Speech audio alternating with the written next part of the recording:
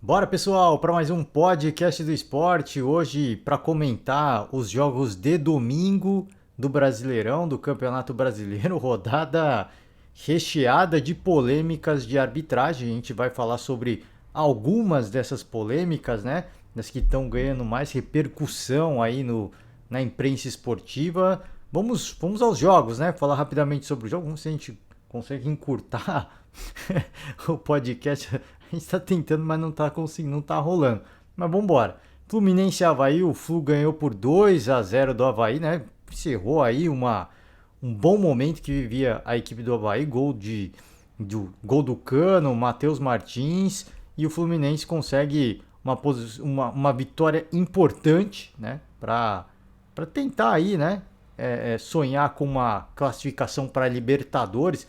São duas equipes que neste momento rivalizam, né? Têm as mesmas ambições, separados apenas por um ponto, né? Com essa vitória do Fluminense. O Fluminense é o sexto colocado com 18 pontos, o Avaí com 17. Então, curioso, né? O Fluminense tem 18 pontos na sexta colocação, o Avaí tem 17 na 11ª, né? É curioso. Uma distância de pontuação muito grande. Você vê como o meio da tabela tá bem achatado, né? Tá todo mundo muito próximo. A gente está falando isso direto, todo mundo está falando, porque realmente é algo curioso. Você deixa de vencer em uma rodada, não necessariamente vencer, mas você deixa de pontuar em uma rodada, o reflexo é muito grande, né? Você tem o Avaí perdeu 4 posições, né? E o Fluminense ganhou 5, por exemplo. Então é a dança das dança das cabeças, a dança das cadeiras, dança das cabeças. A dança das cadeiras muito louca. Duas equipes que eu falei, neste momento têm pontuações semelhantes, têm as mesmas pretensões. Importante a vitória do Fluminense, obviamente com o objetivo claro de buscar uma classificação para a Libertadores, né, frente ao que aconteceu nessa temporada, de disputar pré-Libertadores, não ter conseguido chegar na fase de grupos, eliminado na Sul-Americana. Acho que o objetivo principal do Fluminense é a briga por uma vaga direta. Essa briga é realmente muito complicada, né? Mas é isso. É pontuando, tirando pontos dos seus rivais, né? Rivais que eu digo é daqueles que estão brigando pelos mesmos objetivos, né? Tirando ponto dos seus rivais é que você vai conseguir o resultado que você espera, né? Alcançar os seus objetivos. E essa foi uma vitória muito importante para o Fluminense, né? Freando um Avaí que vinha numa empolgação, né? 2 vitórias consecutivas conseguiu dar uma freada aí na empolgação da equipe do Avaí. Tá, vamos seguir. Atlético Goianiense e Juventude, jogo que o Juventude até saiu na frente e que o Atlético Goianiense perdeu um pênalti no primeiro tempo, hein? Curiosamente, coisas do futebol, né? Coisas do futebol, sai atrás, perde pênalti, consegue marcar 3 gols aí, consegue uma virada, vitória importante, né? Que tira o Atlético Goianiense da zona do rebaixamento e, em virtude da vitória do Fortaleza, empurrou o Juventude para a lanterna do campeonato, né? O Juventude vem numa sequência absolutamente pavorosa de resultados muito ruins, né? E mais uma derrota, e não à toa o Lanterna de momento agora do Campeonato Brasileiro empatado com 10 pontos, empatado em pontuação com o Fortaleza com 10 pontos. O Atlético Goianiense vence, né? E ganha 5 posições na tabela, dá um salto absurdo de posições, né?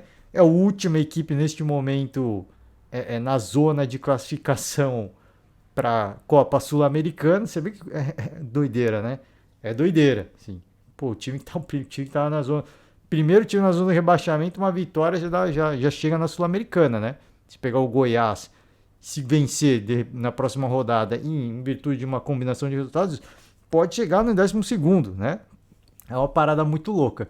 Então, o campeonato no meio está achatado, mas nas pontas a coisa está se distanciando, né?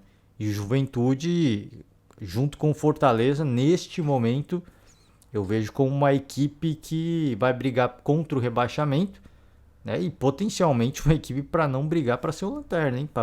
Potencialmente uma equipe para brigar para não ser o Lanterna, né? Esse é o ponto. Então, mais um resultado ruim.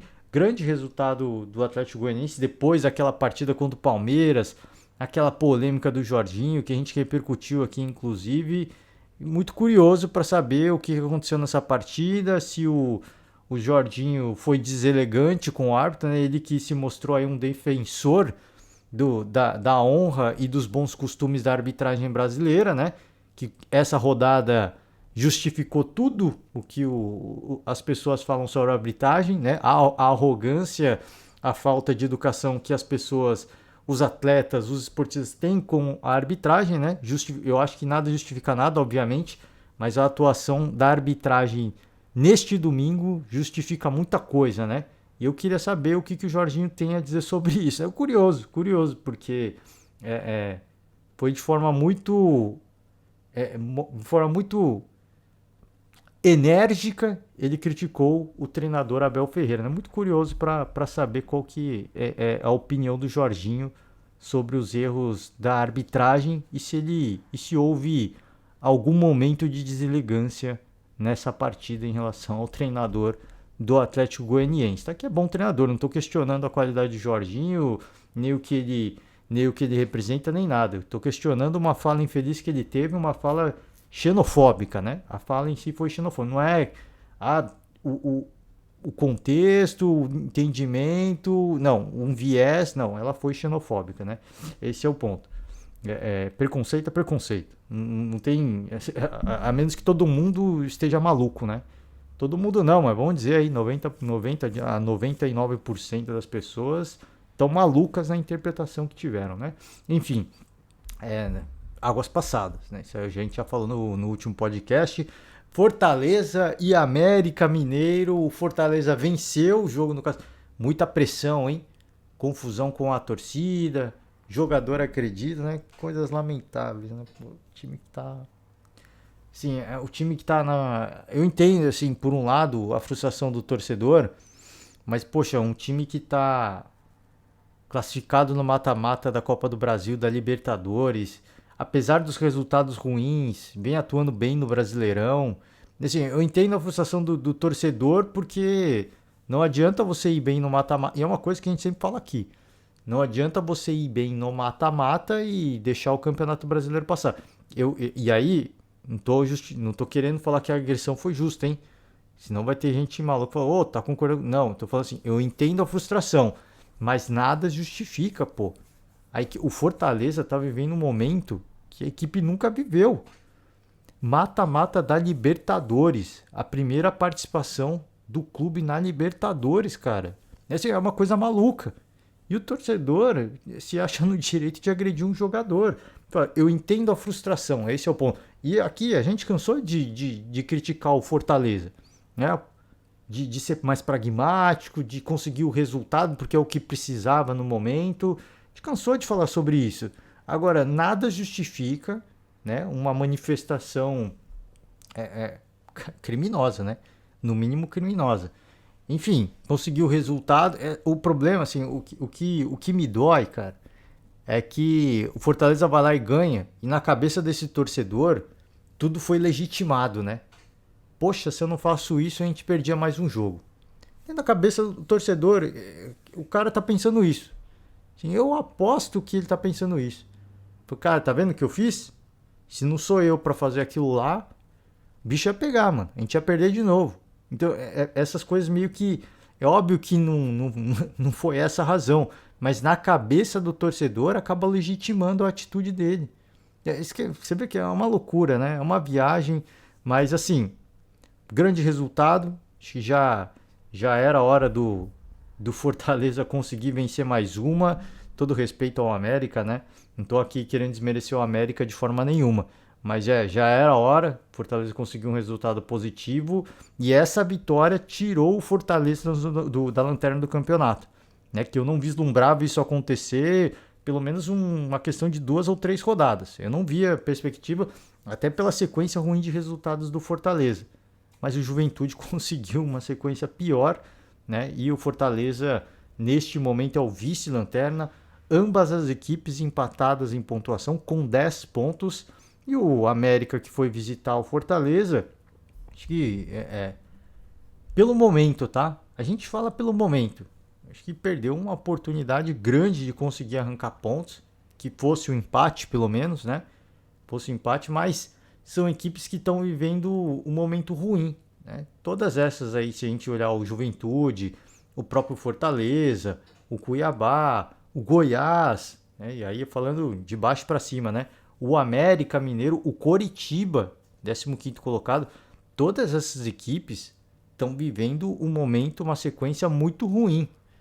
Por isso que eu digo, assim, é complicado, né? Como é que vai ser esse jogo? O que que a gente vai... Vamos arrancar pontos? Às vezes eu acho que você tem que ser pragmático, né? Porque são equipes que estão com os mesmos objetivos. Sair da zona do rebaixamento e se afastar, para não brigar por isso no futuro, né? Então, o América que já chegou, já ficou ali com os líderes do campeonato no topo da tabela, neste momento é a primeira equipe fora da zona do rebaixamento, né? Vai ter que remar aí bem. É uma equipe que pode... pode não, eu imagino e projeto uma certa vantagem do América, né? Em virtude de, por exemplo, eliminado da Libertadores e não ficou nem na Copa Sul-Americana. Existe em questão da gestão do elenco, existe uma vantagem. E eu vejo essa vantagem para o América. A equipe que permaneceu na Série A, fez grandes jogos contra grandes equipes do continente. É uma equipe que mostrou que tem qualidade para estar do meio para cima da tabela. Já esteve lá, inclusive. Então, acho que isso pode ser uma grande vantagem para o América, né, para conseguir eventualmente virar a maré e... uma loucura, né? Conseguir 2 vitórias consecutivas, o América já fica lá no topo, tá? Já passa ali, já começa a flertar com a zona de classificação para Libertadores, né? O América ainda está naquele bolo daquelas equipes que estão muito próximas, né? Ainda está. 15 pontos, né? Não está tão distante assim, não. Uma vitóriazinha já... Diferente do Fortaleza e do Juventude, por exemplo. Vence e continua na zona do rebaixamento. O América se vence e uma combinação de resultados fica ali do meio para cima da tabela. Existe essa possibilidade, né? Mas a sequência que eu falei, a sequência dessas equipes é muito ruim, né? Então, um jogo meio que dos desesperados. O Fortaleza se saiu melhor, finalmente consegue sair da lanterna e talvez para os mais entusiastas, e eu sou um entusiasta, espero queimar a língua, espero que o Fortaleza consiga aí uma sequência boa de resultados para sair, ou para, quem sabe, pelo menos ficar um pouquinho mais perto de sair da zona do rebaixamento, tá? Porque não é uma equipe que, sinceramente, eu falei, pelo futebol que apresenta, não é uma equipe para estar lá, né? Mas está lá pelas suas próprias pernas, né? Pelos seus próprios méritos. Vamos de... Deixa eu ver que jogo que eu vou falar agora, hein? Falar de Coritiba e Atlético Paranaense, o clássico paranaense, vitória do Atlético, né? Gol ali no final, marcação de penalidade, né? Gol polêmico porque assim, a partida vinha empatada e foi marcada uma penalidade no final do jogo, né? Então, você marcar um gol no final do jogo, uma penalidade, não há tempo de reação, né? E foi isso que aconteceu. Então, um clássico que justificou o nome de clássico, né? 0-0 e por um lance do destino, né? O árbitro foi verificar o VAR, tudo mais, marcou o pênalti, né? Viu um toque do goleiro do Coritiba, o Rafael, no Vitor Roque, né? Nos acréscimos, né? E aí ele foi lá, marcou e... É polêmico, a gente diz, porque foi no final do jogo, né? Porque aí algumas pessoas falam, poxa, uma falta de sensibilidade, né? Enfim, acho que esse não foi dos lances mais polêmicos. Eu disse que foi polêmico porque foi marcado nos acréscimos, né? E aí uma marcação dessa nos acréscimos dá pouca possibilidade, né, da equipe reagir, da equipe adversária reagir, tentar alguma coisa, né? Mas foi cara, que típico jogo que eu falei, clássico, que é definido dos detalhes, e o Atlético saiu vencedor com um gol de penalidade, que eu repito, eu não acho que esse foi... Eu falei e vou repetir para não parecer maluco. Polêmico porque foi marcado no final do jogo, tá? Mas acho que tipo, esses lances são daqueles, assim, Alguns vão falar que marcariam, outros que vão falar que não marcaria, alguns que podem até olhar e falar assim, cara, eu acho que foi pênalti, mas pelo momento, uma sensibilidade da arbitragem, né? Por pegar, por exemplo, o Palmeiras no Mundial contra o Chelsea, né? Poxa, foi pênalti? Foi, mas, caraca, né? Faltando alguns minutos, alguns segundos para a disputa da penalidade.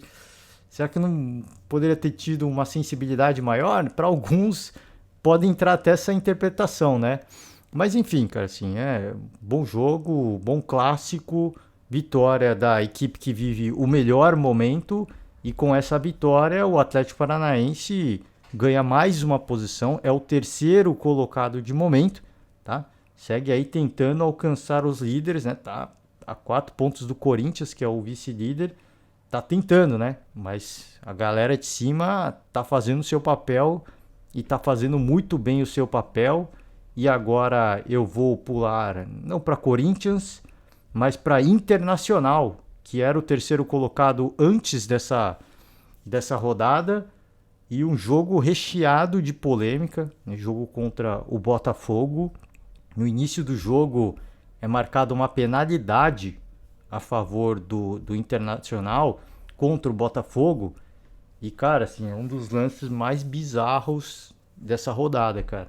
É um dos lances mais bizarros dessa rodada. O Alan Patrick, ele finaliza, a bola bate na barriga do Felipe Sampaio, depois que bate na barriga, bate no braço, né? O árbitro, o sábio Sampaio, ele marcou a penalidade, né? Agora sim, por que existem dois pontos, né? Eu acho que foi polêmico que assim, não foi pênalti porque primeiro bate na barriga. Não há o toque na mão intencional. Se bate na mão direto, é porque ali o jogador tá com o braço um pouco aberto. E aí a arbitragem deve ter entendido que, poxa, naquela situação, né? Um lance claro de chute direto ao gol, ele tem que estar com o braço colado ao corpo, mas a bola não bateu direto no braço. É isso que é o ponto, entendeu? Sim, o cara não dá um. Ele não abriu os braços com a intenção de acertar a bola ou de ampliar o seu espaço. A bola bateu na barriga primeiro e depois bateu no braço, né? Esse tipo de lance não costuma marcar pênalti. E para mim foi um dos lances mais bizarros, porque isso não é pênalti. Uma coisa é o cara dar um carrinho com o braço esticado, apoiando, isso aí eu já acho meio bizarro, tá? O cara dá um carrinho com um braço no chão, a bola bate e os caras marcam pênalti. Isso eu acho meio bizarro marcar pênalti nesse lance, porque é o braço de apoio, né? Ele vai apoiar no quê para dar o carrinho? Esse lance eu já acho meio bizarro. Pô, bater na barriga, se tivesse batido na cabeça, tivesse batido sei lá, na coxa e depois no braço, cara, esse tipo de lance casual, de desvio de bola primeiro, no próprio corpo do cara, do atleta, eu acho bizonho. Assim, eu acho uma aberração. Para mim foi um lance tosco. Mas aí, se ele entendeu que houve a penalidade, porque tem gente que fala assim, ele além de marcar o pênalti, ele expulsou, né? E se ele marcou a penalidade, se ele entendeu que houve a penalidade, ele tinha que expulsar. Isso, assim, é a lógica, né? Era um lance claro de chute ao gol. O adversário, ele intercepta o chute, né, do Alan Patrick, com uma bola resvalando, tocando no seu braço, e aí pouco importa, né? Assim, marcou o pênalti e expulsou. Não, aí tem que expulsar mesmo, porque assim, se ele marca a penalidade, a consequência é a expulsão, porque era um lance claro de gol, né? Então, assim, eu acho que foi bizonho. A expulsão eu acho que é consequência da marcação da penalidade, que para mim não foi, né? E aí, curiosamente, com um jogador a menos, o Internacional faz o primeiro gol de penalidade, faz mais um, e curiosamente com um jogador a menos, deu um clique, cara, deu um estalo no Botafogo. Eu acho que foi assim, a injustiça foi tão grande, mas tão grande, que os jogadores devem ter olhado e falado, cara, a gente vai ganhar esse jogo, né? Nem que seja a última coisa que a gente faça.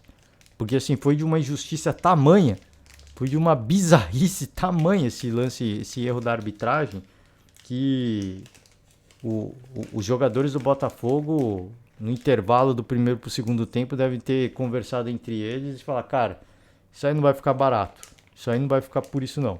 Assim, não vão garfar a gente, né? Podem até garfar a gente, mas vai ter que ser escandaloso pra gente perder esse jogo.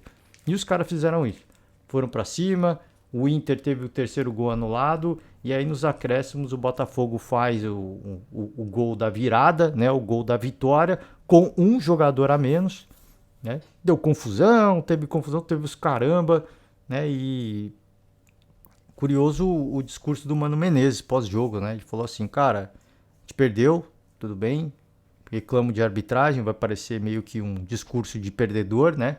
Mas quando o time perdedor e o time vencedor reclamam da arbitragem, que certamente ele falou, o Botafogo vai reclamar pelo primeiro lance da partida, né? O primeiro lance capital da partida, é porque a arbitragem foi caótica, foi horrível, foi péssima, né? Então, curioso o discurso do Mano Menezes, né? Que teve uma ajuda bizarra da arbitragem e ele não conseguiu fazer o seu time jogar e buscar o resultado. Era uma coisa assim que muita gente falou no próprio jogo contra o Flamengo. Mauro César Pereira aqui, talvez um dos principais figuras que falou sobre isso. O Inter tinha tudo para golear o Flamengo, mas o Inter tem uma postura mais conservadora, né? De se fechar, de se defender, de, de, de não se expor. E talvez pensando que, poxa, a gente tem um jogador a mais. Contra o Flamengo a gente tinha vantagem, mas a gente não queria correr risco. Vamos tentar, né? Vamos tentar matar essa partida. E acabou cedendo espaço, né? Assim, você vê que é um paradoxo, né? Se o Mano Menezes decide que ele vai se retrancar e sofrer o jogo inteiro, muito provavelmente o Internacional tivesse vencido o jogo. Né? Mas aí toma um gol também num lance do destino. E aí se vê numa situação, poxa, vai que acontece de novo, né? A gente tem uma vantagem de placar, a gente tem vantagem numérica, vamos para cima, né? E nessa brincadeira, o Botafogo, pô, time valente, time guerreiro, e eu acho que agora o torcedor do Botafogo deve estar ali, né? Que criticou muito, né? Que reclamou muito, que aquela sequência ruim do Botafogo deve estar em êxtase, né? Deve estar em êxtase. O Botafogo é o sétimo colocado de momento, o Internacional é o quinto colocado, vê se distanciar aí o Corinthians e Palmeiras, né? Vice-líder e líder respectivamente, e o Botafogo mais uma vez flerta aí com a zona de classificação para a Libertadores. Vai ser um... Cara, esse vai ser o torcedor, ele se empolga pelo investimento que foi feito, mas essa vai ser a realidade do Botafogo. Eu não vejo como um time que vai brigar pelo rebaixamento, não vejo. Mas é um time que vai ter altos e baixos. E nesses altos e baixos, ou pode ficar no meio da tabela e classificar para a Sul-Americana, ou pode sonhar com uma classificação para a Libertadores. Vai depender muito do que os adversários, do planejamento, do tempo de recuperação, da gestão do elenco, também dos adversários, né, do momento dos adversários. Pegar um adversário que vai ter a Libertadores na sequência, é uma vantagem. Pegar um adversário que está jogando só o Brasileirão, com o Bragantino, é uma desvantagem. E aí vai, cara. Assim, eu acho que vai ser muito... Assim como o ano de várias equipes, né, do próprio Santos, do próprio São Paulo, do próprio Bragantino que eu citei aqui, eu acho que vai ser um ano de altos e baixos. Vai fletar com o meio da tabela, vai fletar com a Libertadores e assim vai. Né? Vai depender muito do que o próximo adversário vai ter durante a semana, né? E como, obviamente, o seu departamento de futebol vai trabalhar para recuperar os atletas, né? Porque tempo de treinar realmente vai ser muito curto, né? E isso não só para o Botafogo, para todo mundo. Né? E para o Internacional, cara, assim, eu acho que foi uma lição aprendida, né? Eu acho que, se eu não me engano, a primeira derrota do Mano Menezes, né? Desde que chegou no Internacional, desde que chegou ao comando técnico do Internacional. Se eu não me engano, foi a primeira derrota, né? E, cara, assim, são lições que se aprende, cara. São lições que se aprende. O Mano, eu falei aqui, o Mano tem um perfil bastante defensivo, né? Ele costuma ser mais retranqueiro. E talvez por sair dessa característica, E aí não tô justificando, senão a galera vai falar assim, poxa, o cara tá justificando o Inter jogar o futebol feio. Estética do futebol eu não discuto. Eu não. Discuto não. Meu Deus do céu. Eu não discuto estética de futebol. Não discuto. O Corinthians tá aí, vice-líder, né? Vai discutir estética de futebol? O vice-líder tá jogando mal e tá lá, velho. Jogando mal aos olhos de alguns, né? Que eu acho que tá jogando mal também. Tá devendo muito Corinthians, vamos ser bem sinceros. Mas, para os resultadistas, é um deleite, né? Tá vendo? Os caras ficam cobrando para jogar o Flamengo de 2019, para jogar o Atlético Mineiro de 2021, e o Corinthians é vice-líder fazendo partidas caóticas, partidas sonolentas, e é o vice-líder, né? Vice-líder, empatado com o líder Palmeiras. Então, por isso que eu falo, estética eu acho discutível. É mais bonito você ganhar um título ou ganhar um jogo? Né? É discutível, por isso que eu vou entrar nesse mérito. Agora, o torcedor do Internacional também, que se revoltou com este jogo, porque o Inter abriu 2-0, porque tinha um jogador a mais, né? O torcedor colorado está machucado, né? Isso é fato. Não adianta a gente falar que não, tá de bem, não está bem. O torcedor está chateado, porque era a possibilidade de vencer pela situação. 2-0, um jogador a mais. O Inter, se vencesse, chegaria a 24 pontos, ficaria a um ponto do Corinthians, né? Um sonho de disputar um título de Campeonato Brasileiro, a ponta do Campeonato Brasileiro muito real, muito vivo. Agora fica um pouquinho mais distante, né? E eu acho que assim, tudo que eu falo até do próprio Corinthians, tá? Até do próprio Corinthians eu incluo nesse pacote, tá? Tomar um certo cuidado, assim, de sonhar com o título. Sonhar não machuca ninguém, mas você sonhar com isso por isso que eu falo assim, depende se você sabe sonhar ou não, né? Uma coisa é você sonhar que ganhou na Mega Sena. Se você não ganhar, você não vai ficar triste com isso. Eu sonhei, mas não ganhei, pouco importa, minha vida não vai mudar, né? Você segue a vida, com alegria. Próximo final de semana você não vai deixar de ir no bar, você não vai deixar de tomar a sua gelada, a sua cerveja.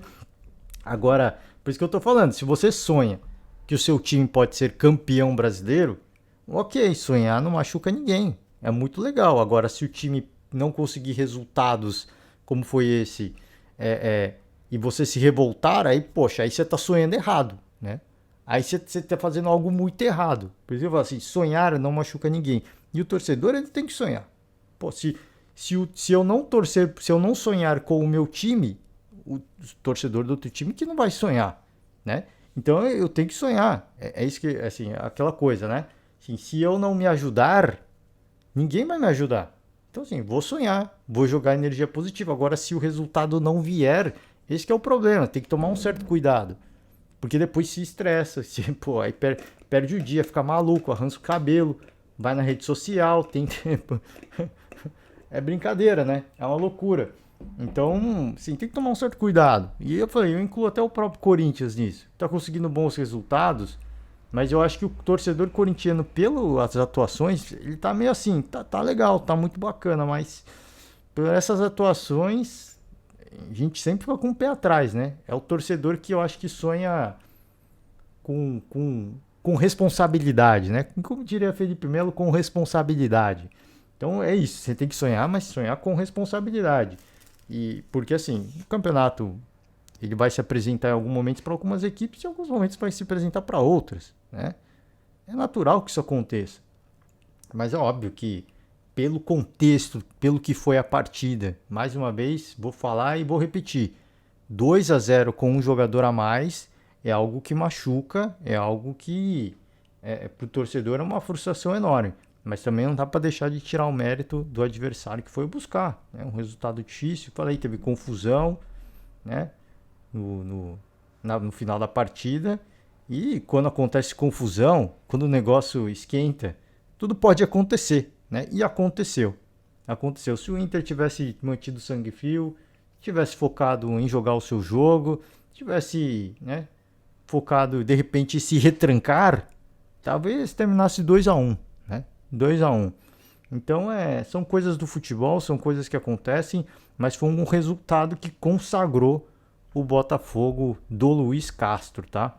E aí, para mim, esse o lance da penalidade do Internacional, junto com o jogo do Corinthians, foi o lance mais escandaloso, tá? Esse lance que foi marcado aí, a bola do chute do finalização do Alan Patrick, que bateu no braço do Felipe Sampaio, tá?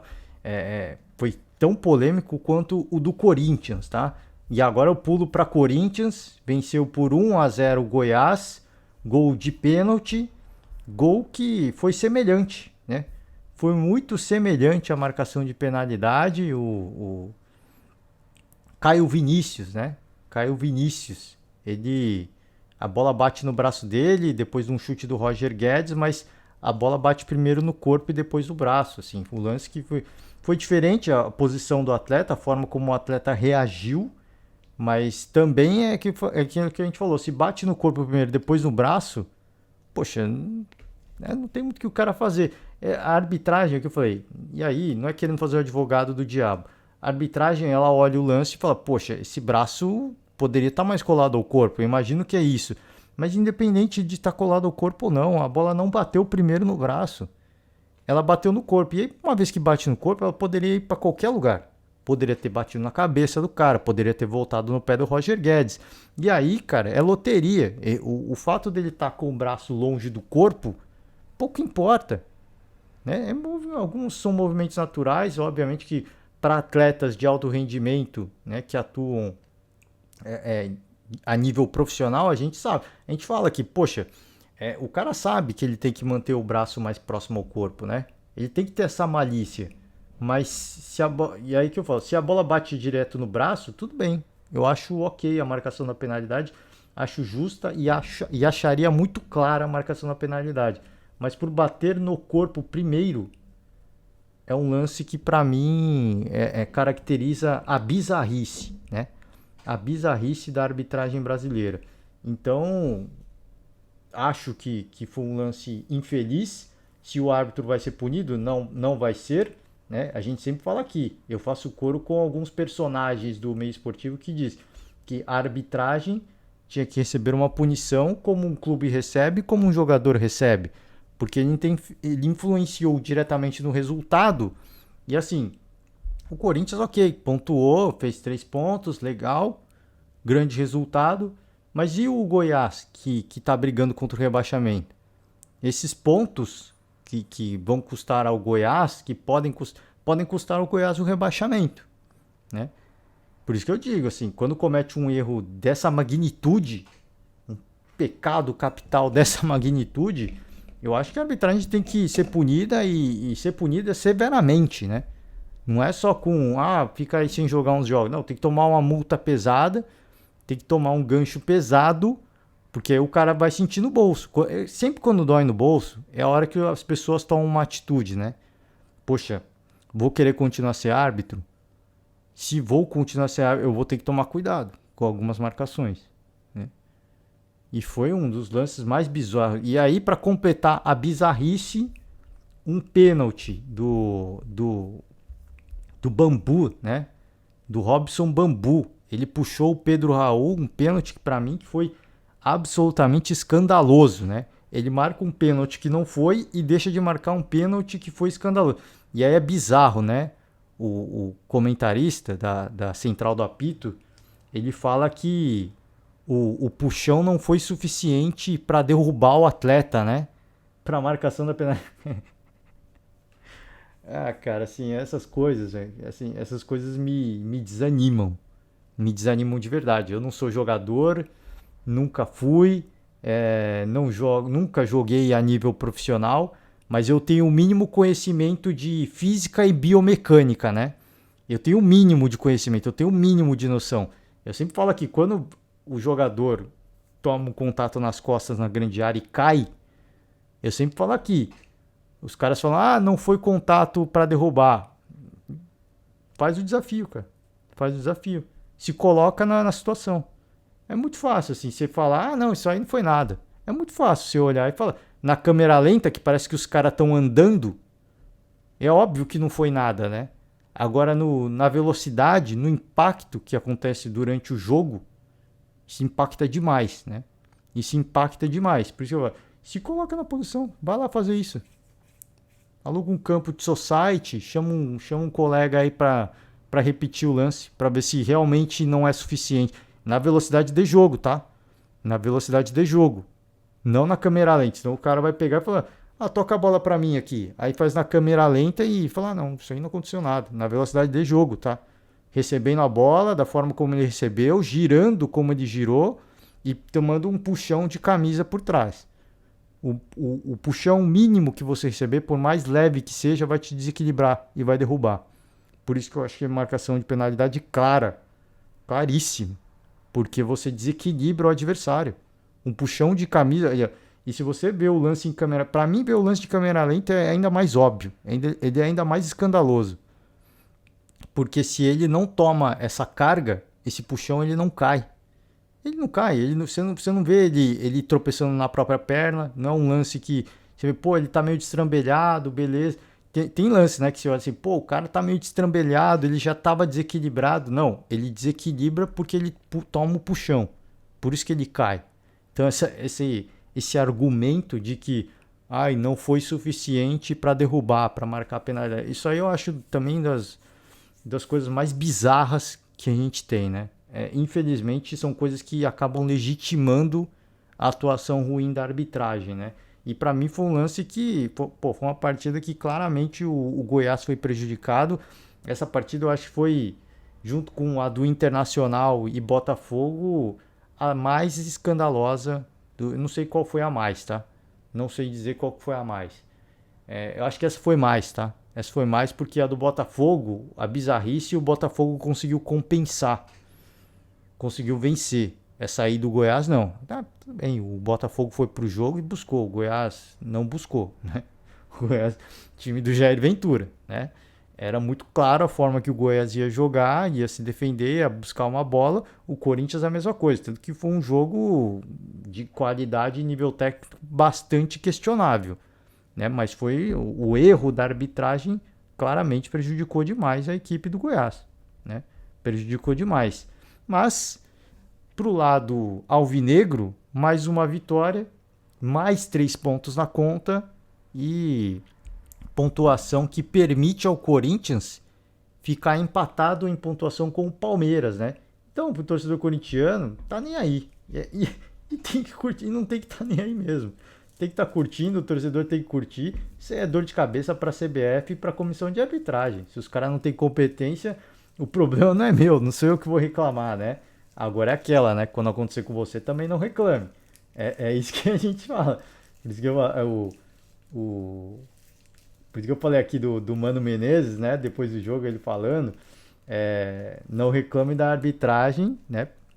Porque depois, se você não comemore um erro de arbitragem, que o Inter comemorou um erro da arbitragem, né? Mas depois, quando acontecer com você, também não reclame, né? Por isso que eu puxei até a fala do Mano Menezes aqui por causa disso.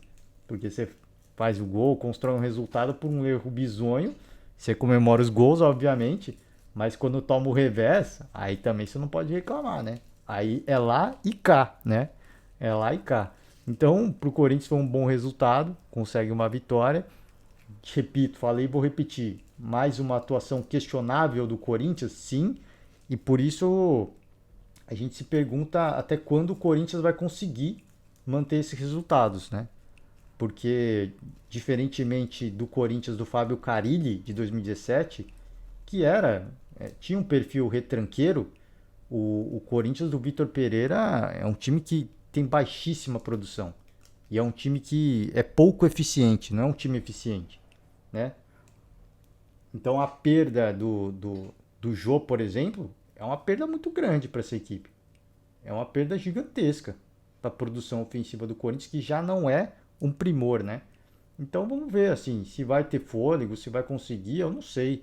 Fato é que os resultados estão ajudando, e enquanto os resultados estiverem ajudando, eu acho que o Corinthians tem que curtir essa vibe e surfar nessa onda mesmo, porque enquanto durar, vão pontuar e o que acontecer no futuro, a gente tira proveito disso, né?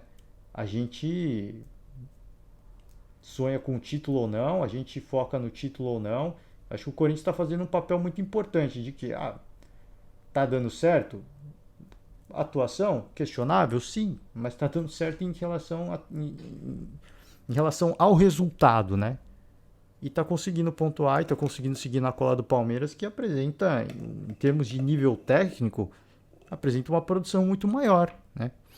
Agora sim, para a sequência da temporada, que o Corinthians disputa a Copa do Brasil, que disputa a Libertadores, por isso que a gente fala assim, o Corinthians briga pelo título,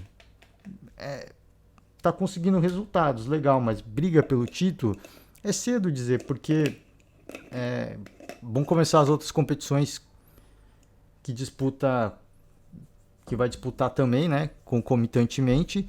Como é que vai ser essa gestão do elenco? A gestão do elenco do Corinthians tá assim, tá caótica, cara. Jogadores mais experientes, os que vieram a peso de ouro, os caras não conseguem repetir a atuação. Sai jogador lesionado agora, jogador fadigado, né? Poxa, como é que você vai olhar e dizer assim, dá para ter sequência? Poxa, até quando, né? Eu acho que é meio que neste momento, e talvez eu queime minha língua. E se eu queimar a língua também não tem problema nenhum. Agora, neste momento eu vejo o Corinthians mais como uma bomba relógio. Uma hora não vai dar mais. Uma hora não vai dar mais. A gestão do elenco não vai permitir mais. Porque é uma equipe que não consegue repetir escalação e até aí tudo bem. Mas o problema é que o Corinthians ganha alguns jogos meio que na sorte, né?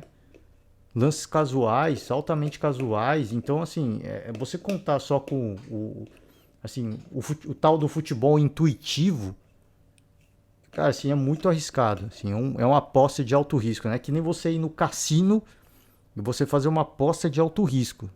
Assim, o que o Corinthians está fazendo, assim, o quanto a vibe tiver boa, é o que os caras falam, né?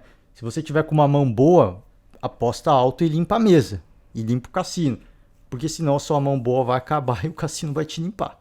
Né? Então o Corinthians está aproveitando, surfando nessa onda e tem que aproveitar mesmo. E o torcedor corintiano tem que curtir mesmo.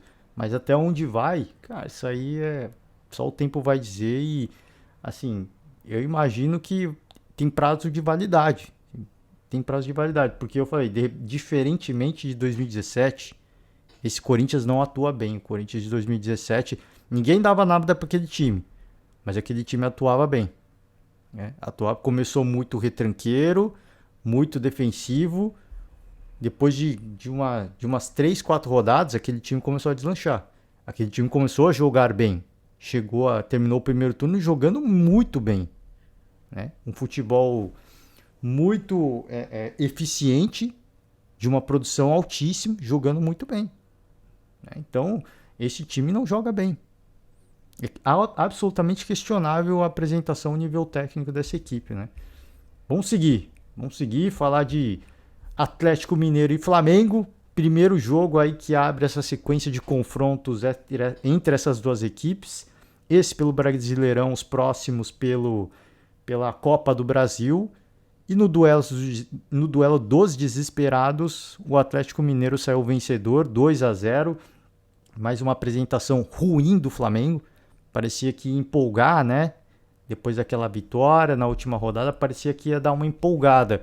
Não aconteceu, tá? Não aconteceu. Um time muito apático, os principais jogadores também pouco produziram. A Arrascaeta jogou, né? Também não jogou bem. É difícil, sim. Também não dá pra você achar, pô, a Arrascaeta vai jogar bem todo jogo. Não dá, cara. É o segundo jogo em sequência que ele pega. Ainda mais com um adversário de um nível técnico bem maior, com todo respeito, né? Mas de um nível técnico muito maior. Assim, é indiscutível. Se você vai comparar, dá para comparar o Atlético Mineiro com o Cuiabá? Não dá, né? Não dá, com todo respeito mais uma vez. Então, assim, você manter o nível técnico, o nível de atuação, é difícil, cara, é complicado. O adversário também te priva de muitas coisas, né? E não foi um jogo brilhante do Atlético Mineiro também. O Atlético Mineiro também foi conservador, né? Em vários momentos do jogo. O Flamengo meio caótico, o Flamengo que é como o Mauro César diz, é um time que joga de uma forma muito intuitiva, né? Parece que não tem plano tático, jogadores dispersos. Questão de tática é totalmente compreensível, porque o Dorival Júnior acabou de chegar. Agora, assim, a atitude dos jogadores, cara, isso é só uma parada que é incomum, cara. Assim, chama muita atenção. É incomum. Tipo, pô, você olha e fala, cara, como é que esse time tá jogando, tá vestindo a camisa do Flamengo, cara? Assim, é uma coisa de outro mundo. Assim.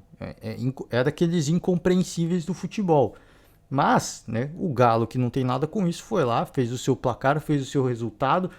Por que eu falei jogo dos desesperados? Porque duas equipes que, apesar do Flamengo vir de uma vitória do Cuiabá, uma vitória que jogou bem, o time ainda, né, tem muito para remar, tem muita coisa para apresentar, para provar para o seu torcedor e para a imprensa esportiva, para a crítica esportiva. E o Turco Mohamed, né, naquela na ponta da navalha, né, falando aí boatos de um interesse do Galo no Renato Portaluppi, por exemplo, né, muito questionado, torcedor cobrando, foi lá e o Flamengo conseguiu salvar mais uma equipe, né? Mais uma equipe que vinha no momento ruim, o Flamengo conseguiu dar respiro para essa equipe. Pegar aí, por exemplo, Fortaleza, Red Bull Bragantino e agora o Galo, né? Equipes que vinham numa sequência horrível, né? De um nível de confiança muito baixo, o Flamengo conseguiu perder para essas equipes e dar moral para essas equipes, né? E o Galo agora vai com muita moral para a Copa do Brasil. Muita moral. Isso aí deu muita moral pro torcedor, deu muita moral pros jogadores, deu muita moral principalmente pro Antônio Turco Mohamed, né? Mais tranquilidade de trabalhar, né? Você não trabalha uma semana, você não fica tenso, né? Poxa, a gente precisa ganhar, precisa ganhar. Não, agora sim, óbvio que precisa ganhar, mas é um nível de tensão um pouco menor, né? Agora a pressão tá toda do outro lado. Jogadores, repito, com baixa produtividade e sem plano tático. Né? E sem, a questão do plano tático é compreensível, porque o Dorival acabou de chegar. E ele está tentando encontrar soluções, mas ele não está conseguindo, né? Por quê? Porque o que ele tenta, os jogadores, não sei, estão desmotivados, não sei se estão bem, não estão bem fisicamente, né? Agora sim, é um problema muito mais profundo do Flamengo. É muito mais profundo, não é questão de treinador. É elevar a moral. E aí, o torcedor que ama o Jorge Jesus fala: pô, mas é papel do treinador também motivar os jogadores. É também.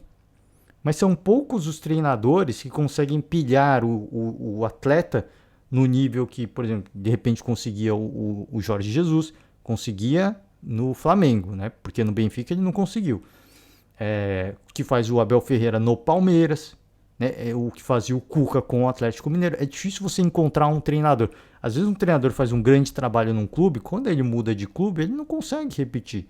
Porque são outras pessoas, são outros jogadores, ele tenta usar a mesma fórmula. Ele tenta usar a mesma fórmula do sucesso. Mas muitas vezes não funciona, porque é outro ambiente, né? São outros jogadores, são outras panelas, né? Você precisa conquistar a panela, e aí você precisa... Aí entra a questão do gestor de pessoas. Como é que eu vou conquistar essa galera? O que eu tenho que falar para motivar esses caras, né? Difícil, cara. Assim, é muito difícil. É um time que está claramente desmotivado. É um time que está sem empolgação, sem vontade, né? Vai ter um desafio muito grande o Dorival Júnior aí e eventualmente, se for eliminado da Copa do Brasil pelo Galo e eliminado da Libertadores pelo Tolima, o Dorival Júnior, uma questão de um mês, pode ser mandado embora do Flamengo, né? É lamentável, porque assim, o cara que veio para cobrir o buraco, claramente para estancar um sangramento, uma crise interna que continua, que prossegue, que você não vê a atitude dos jogadores para tentar resolver também. O que o Dorival pode fazer? Nada. Ele pode tentar encontrar soluções táticas, que ele está tentando encontrar. Agora, a questão do jogador, da motivação do jogador, óbvio que tem um papel dele também, de treinador, porque é isso que eu falo. O treinador ele tem um papel também de motivar o jogador. Mas, poxa, aí você entende que tem um papel muito maior do jogador de estar jogando no Flamengo, de estar vestindo a camisa rubro-negra, camisa com tanta história, estar jogando com 50 mil pessoas no Maracanã. Pô, como é que o cara não se motiva de representar a maior torcida do país? Se isso não motiva o cara, pô, não é o Dorival Júnior que vai fazer alguma coisa. Né? É isso que é. O treinador, ele tem. O treinador, ele é o isqueiro. O combustível tem que estar lá. Entendeu? O treinador é o cara que vai lá e joga o isqueiro no combustível para pegar fogo. O combustível são os jogadores. Se o Dorival tenta jogar o combustível, a faísca nos jogadores, não acontece nada. Pô, não tem combustível. Os caras não tem combustível para queimar. Não tem motivação, cara. Então, assim, o problema do Flamengo, ele é muito mais profundo, né? E não passa só por um jogador, por treinador, né? Como tem gente que, pô, acho que a questão é só treinador. Ah, mas é Jorge, pô, Jorge Jesus, cara, pode continuar pedindo, mas nesse momento não vai rolar, cara. Não adianta ficar com isso. Assim, é doentio, cara. É doentio, mano. Assim, o Paulo Souza saiu, chegou o Dorival Júnior. E é doentio. Tem gente que ainda fala em Jorge Jesus. Assim, eu acho que tem que manter o Jorge Jesus no radar. Quando ele ficar disponível. Ele nem começou o trabalho dele no Fenerbahçe, cara. Ele não vai sair de lá. Então, assim, é meio doentio, cara. Agora, assim, o que a torcida tem que fazer é... Estamos fechados com o Dorival Júnior essa temporada. Acabou. Né? Pouco importa o que aconteça com o time nessa temporada. Pouco importa que se exploda essa temporada. Tapa o buraco aí, ano que vem contrata o Mister, né? Porque é isso, cara. É isso. Assim, se quer realmente o Jorge Jesus, tem que aceitar. Pô, tudo bem, vai ser isso aí? Vamos com isso aí, então. Ano que vem nós traz o Mister. É isso, velho. Porque se não ficar nessa divagação, ficar nessa utopia, cara, não vai acontecer assim. O Flamengo está parado no tempo. E não só o Flamengo, o clube, os jogadores e o torcedor tá parado no tempo, cara. Cara, assim, é bizarro, mano. Assim, você vê, assim, pô, é desanimador. Você vê um time como o Galo se apresentar da forma como vem se apresentando. Campeão, poxa, eliminado na semifinal da Libertadores, invicto o ano passado. Campeão da Copa do Brasil, campeão do Campeonato Brasileiro. É desanimador você ver essa equipe jogar com, assim, com erros, cara, com uma defesa vazada do jeito que é. E é mais desanimador ainda você ver o Flamengo com o elenco que tem jogando da forma que joga. É, assim, é mais desanimador. Você olha e fala, cara, que bizarro, velho. Que bizarro. Assim, o que falta, né? Tanta gente que daria tudo pra estar lá. E os caras, não sei o que acontece, cara, de verdade. Tem uma tiriça de um tamanho que não é do tamanho da história do Flamengo. Tamanho da camisa do Flamengo, né? Enfim, Flamengo dá confiança para mais uma equipe que vivia um momento ruim, que eu falei aqui. E o Galo, acho que para o confronto da Copa do Brasil, vai com muito mais confiança, vai com muito mais moral. E o Flamengo com a moral baixa. Vai ter que encontrar aí motivação agora, porque esses jogadores, mesmo sem tática, eles motivados, eles são capazes da forma intuitiva, né, do improviso, eles são capazes de apresentar um bom futebol e conseguir resultados. Agora, se encontrar essa motivação, e para mim, 90% tem que estar dentro dos jogadores e o técnico é os 10%. É o cara que vai acender a faísca, a chama, que vai fazer o negócio explodir. Né? Agora, se vai acontecer ou não, a gente não vê. Assim, a sequência recente mostra que não. Pode ser uma partida típica, mas vai ter o jogo da volta, né? Pode ir lá, pode vencer o Galo no primeiro jogo, mas é difícil ver o Flamengo repetir dois jogos seguidos com boas atuações. Então, no jogo da volta, pode ser que o Galo vence e se classifique, né?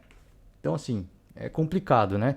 Enfim, gente, vou finalizar por hoje. Eu já acabei me estendendo demais, falando dos erros da arbitragem. A gente ainda vai ter um jogo para fechar essa rodada. O São Paulo vai receber o líder Palmeiras. Clássico choque rei, recheado de expectativa. Por quê? Porque o Palmeiras pode abrir, né? Abrir mais 3 pontos para o Corinthians novamente, né? Abrir mais para o Galo, abrir um abismo de distância para o Flamengo, né? E o São Paulo é a chance, né, de voltar ali para a zona de classificação da Libertadores, né? De ficar próximo dessas equipes que estão ali, né? De ficar muito próximo, também chegar aos 21 pontos. Então é isso, gente. Jogo que vale muito para as duas equipes, mas o Palmeiras, mesmo se perder, segue líder, né? Tem uma rodada aí de uma certa tranquilidade no Campeonato Brasileiro. É isso, gente. Encerrar por hoje. Acompanha esse clássico choque rei. Amanhã a gente está de volta para falar mais sobre isso, esperando, né, que não tenhamos mais uma atuação épica no nível péssimo, né, da arbitragem, porque o árbitro de vídeo, se eu não me engano, é o mesmo do jogo do Internacional, se eu não me engano, tá? Então, vamos acompanhar aí. A gente espera que seja uma partida agitada, de um nível técnico muito bom, mas não só por parte das equipes, mas parte da arbitragem também. É isso, gente. Ótima semana para todo mundo, um forte abraço e até amanhã. Tchau.